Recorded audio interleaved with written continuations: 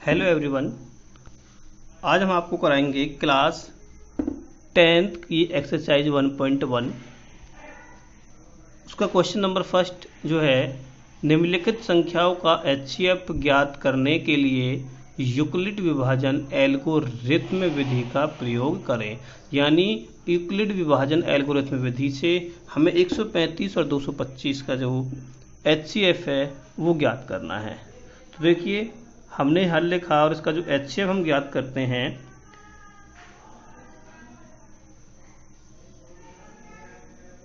Euclid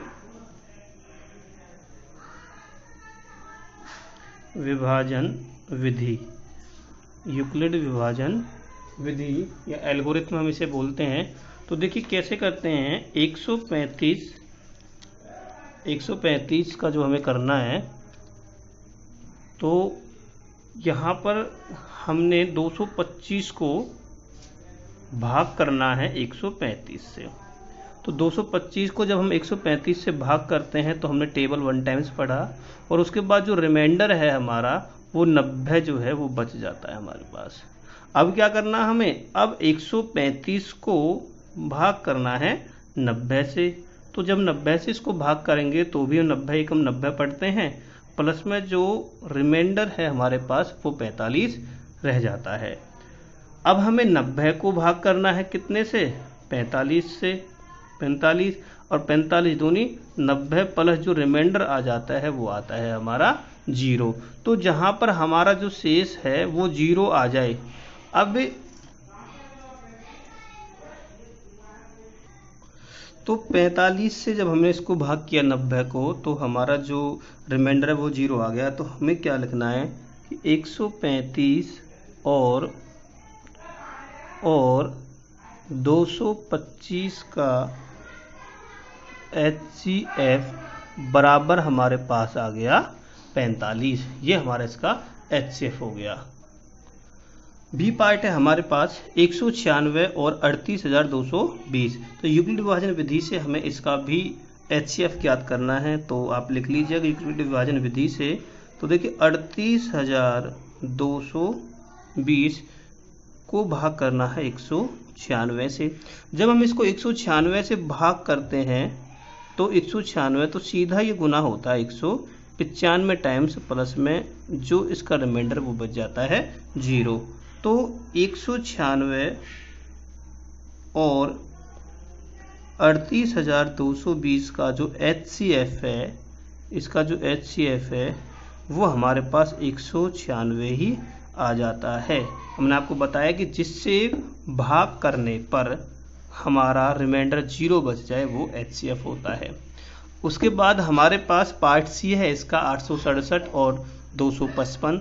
इसका HCF आपको खुद करना है और कमेंट बॉक्स में मुझे इसका जवाब देना है। इसका सेकंड क्वेश्चन है हमारे पास, दिखाइए कि कोई धनात्मक विषम पूर्णांक 6q + 3 या 6q + 5 के रूप जैसा होता है जहां q कोई पूर्णांक है, जहां q कोई पूर्णांक है। तो देखिए हम इसको कैसे करेंगे। यहाँ पर हम सबसे पहले माना a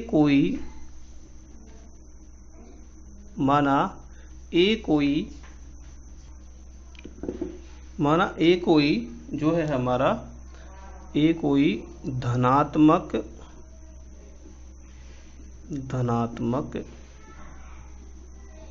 पूर्णांक है और b की जो वैल्यू है वो है हमारे 6 के बराबर, क्योंकि हमें ये 6q के रूप में लेना है। अब देखिए विभाजन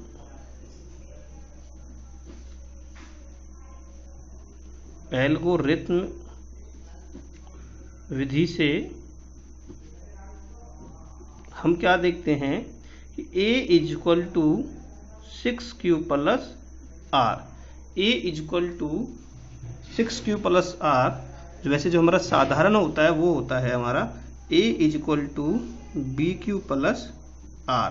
अब हमने यहाँ पे 6 इसलिए लिया क्योंकि हमें 6q के रूप का दिखाना है, जहां जहाँ 0 is less than equal to R, जो आर की वैल्यू है वो या तो 0 होनी चाहिए हमारी, और आर जो है लेस देन इक्वल टू 6, और आर की जो वैल्यू है या तो 6 या 6 से छोटी होनी चाहिए। तो देखिए हम जब तो इसके जो पॉसिबल जो नंबर्स होंगे यानी संभावित परिणाम जो इसके होंगे वो होंगे r इज इक्वल टू 0, 1, 2, 3, 4, 5 यानी लेस देन, सॉरी यहाँ पर आएगा लेस देन 6। तो 6 से जो है छोटी हमें यहाँ पर पॉसिबल वैल्यू जिसकी लेनी है। तो r की वैल्यू जो है r इज इक्वल टू 0 रखने पर देखिए हमें क्या मिलता है कि a is equal to 6q और r की वैल्यू जो है हमारे पास 0 हो गई। तो a का जो मान है हमारे पास वो आया 6q। जब हम r की वैल्यू 1 पुट करते हैं, समझिएगा ठीक से, r की वैल्यू 1 पुट करते हैं तो जो a का जो मान है वो आएगा हमारा 6q प्लस 1। अब यहाँ पर आप देखिए ये जो है ये हमारा सम संख्या में आया है। जैसे अगर हम q की वैल्यू 1 लेते हैं तो 6 एकम 6 का पहाड़ अगर हम पढ़ते हैं 6 एकम 6, 6 दूनी 12, 6 तिया 18, तो इस तरीके से जो 6 के पहाड़े में आएगा तो वो हमारा होगा सम संख्या। अगर मैं उसमें एक ऐड करता चला जाता हूँ, देखिए 6q प्लस हमने जैसे ऐड किया तो वो हमारा विषम संख्या आया, तो ये जो हमारा होगा वो होगा विषम। फिर हमने r की जो वैल्यू है वो 2 पुट की, तो जो a का जो मान है वो हमारे पास आया 6q प्लस 2, तो ये हमारा होगा सम। ठीक है, फिर हम r की वैल्यू 3 पुट करते हैं तो जो a का मान है वो हो गया हमारा 6q प्लस 3, तो फिर से 3 आ गया, ये क्या होगा विषम। विषम और सम कैसे होगा वो मैं आपको बता चुका हूँ। फिर अगर हम r की वैल्यू लेते हैं 4 तो जो a का मान है वो 6q प्लस यहाँ पे हम 4 रखेंगे तो ये हमारा होगा सम। और r की वैल्यू 5 तो जो a का मान है वो होगा 6q प्लस 5, तो वो क्या होगा विषम। तो देखिए इस प्रकार हम यहाँ पर देख पा रहे हैं कि अगर हम जो है 6q प्लस 1, 6q प्लस 3 और 6q प्लस 5 जो है हमारा वो विषम संख्या होता है। वो मैंने बता दिया कि अगर हमने यहाँ पर 6 लिया हुआ है और यहाँ q की वैल्यू 1 लेते हैं तो 6 5 11 होते हैं, वैसे 6 3 9 होते हैं, तो ये विषम संख्याएं हैं। तो हम कह सकते हैं कि कोई धनात्मक विषम पूर्णांक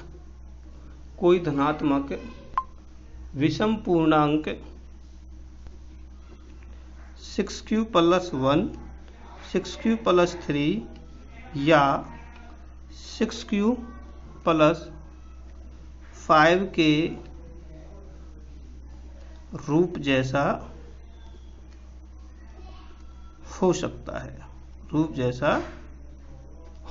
है। तो ये था आपका क्वेश्चन नंबर 2। क्वेश्चन नंबर 3 और 4 के लिए हम अगली वीडियो और 5th के लिए भी नेक्स्ट वीडियो जारी करेंगे। तब तक के लिए आप लोग सभी सेफ होम, स्टे होम।